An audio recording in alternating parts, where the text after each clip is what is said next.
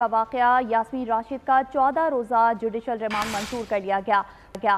Police ने 5 रोज़ा जिस्मानी रिमांड के बाद यास्मीन राशिद को पेश किया। इंसदादी दहशतगर्दी अदालत की जज अबहर गुल ने समाअत की है। मज़ीद तफसीलात जानेंगे अब्दुल रहमान से। जी आगाह कीजिएगा। जी बिल्कुल, 9 मई को शेरपा पुल पर अदारों के खिलाफ तकारीर और जलाओ घराव के मुकदमे में डॉक्टर यास्मीन राशिद को दहशतगर्दी लाहौर की खसूसी अदालत के रूबरू पेश किया गया, जबकि अदालत ने डॉक्टर यास्मीन राशिद को 14 रोजा जुडिशल रिमांड पर जेल भिजवा दिया है। पुलिस की जानब से मजीद जिस्मानी रिमांड की सजा नहीं की गई। पुलिस ने 5 रोजा जिस्मानी रिमांड के बाद है डॉक्टर यास्मीन राशिद को अदालत के रूबरू पेश किया, जिस पर अदालत ने डॉक्टर यास्मीन राशिद को 14 रोजा जुडिशल रिमांड पर जेल भिजवा दिया है। इसके अलावा अदालत की जानब से डॉक्टर यास्मीन राशिद की कैंसर के इलाज के हवाले से टेस्ट कराने की जो दरखास्त थी वो भी मंजूर कर ली है।